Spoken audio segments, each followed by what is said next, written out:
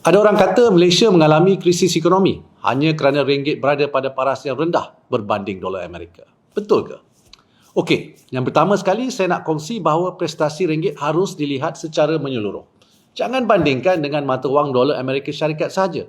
Sebab sebenarnya, ringgit juga meningkat berbanding dengan banyak mata wang lain di dunia. Nilai ringgit telah menurun sebanyak 7.5% berbanding dolar Amerika Syarikat sejak awal tahun 2022. Tetapi, mata wang serantau dan juga negara maju juga banyak yang telah menurun berbanding dolar Amerika Syarikat. Contohnya, yen menurun 19.2%, terendah semenjak 24 tahun yang lalu. Pound sterling turun sebanyak 14.4%, terendah semenjak 37 tahun yang lalu. Euro turun sebanyak 11.7%, terendah semenjak 20 tahun yang lalu. Yuan China turun sebanyak 8.3%. Peso Filipina turun sebanyak 10.3%. Baht Thailand pun turun sebanyak 8.7%. Won Korea pun turun sebanyak 13.7%. Dan dolar New Zealand turun sebanyak 10.5%. Kalau penurunan kita dituduh sebagai krisis ekonomi, bagaimana pula dengan Jepun, UK dan Kesatuan Eropah dan negara-negara lain? Mata wang mereka pun turut-turun, malah lebih rendah daripada kita. Adakah mereka juga sedang menghadapi krisis ekonomi? Sudah tentu tidak. Sebagai contoh, nilai mata wang EU yang menurun terkini adalah paling teruk semenjak Kesatuan Eropah ditubuhkan. Jika dulu, 1 euro adalah melebihi 1 dolar Amerika Syarikat. Kini, 1 euro hanyalah sekitar 99 sen dolar Amerika Syarikat. EU tidak mengalami krisis kewangan, tetapi mereka berhadapan dengan cabaran bekalan tenaga, terutamanya gas asli bagi musim sejuk yang akan datang. Sama juga dengan Jepun. Yen telah menurun ke paras terendah, tetapi ekonomi mereka masih baik. Jika dibandingkan dengan rakan perdagangan kita dan mata wang utama dunia lain, nilai ringgit telah meningkat. Kalau nak tahu, nilai ringgit naik 14.2% berbanding yen Jepun. Naik 8.2% berbanding pound sterling. Naik 4.5% berbanding euro. Naik 3.9% berbanding dolar New Zealand.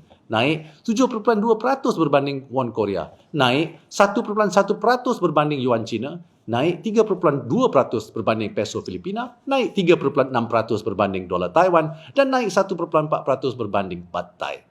Yang penting juga, sebagai sebuah negara pengeksport, nilai ringgit yang rendah berbanding dolar Amerika juga memberi kesan positif kepada pendapatan ekspor negara. Jadi, janganlah tengok pada satu aspek saja. Cuba tanya pengeksport Malaysia. Mereka semua happy sebab barangan ekspor mereka jadi lebih kompetitif. Lagi satu, saya nak share dengan you all. Sebenarnya, apa yang kita perlu pastikan adalah asas-asas ekonomi kita mesti terus kukuh. Ini yang lebih penting untuk tentukan kekuatan mata wang kita. So, soalan seterusnya, asas-asas ekonomi kita kukuh ke? Kalau betul, apa buktinya? Ini buktinya. Pertama, kita dah rekodkan 3 quarters of GDP growth. 3 quarters berturut-turut. Suku keempat 2021, KDNK bertumbuh 3.6%. Suku pertama 2022, KDNK tumbuh 5%. Dan suku kedua tumbuh 8.9%.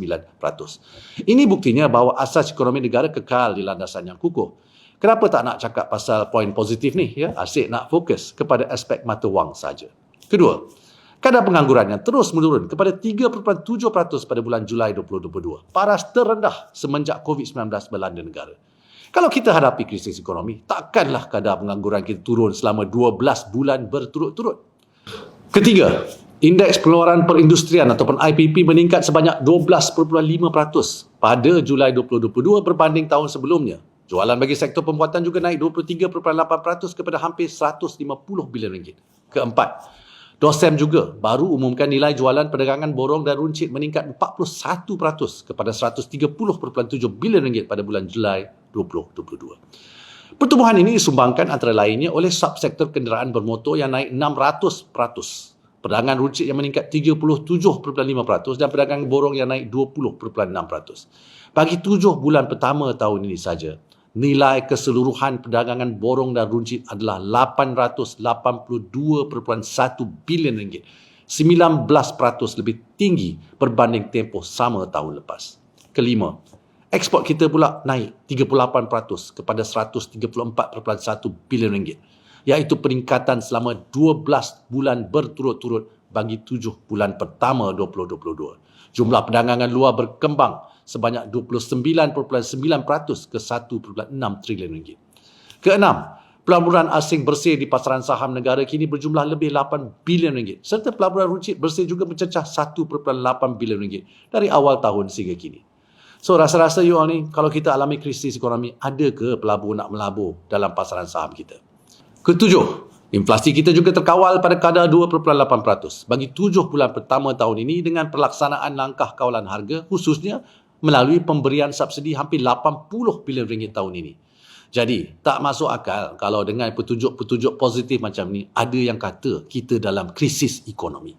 Kesimpulannya, jangan kelirukan rakyat dengan auta dan mempolitikkan semua perkara untuk mencetus polemik. Baca dan semak fakta. Rajin-rajin membaca dan bertanya.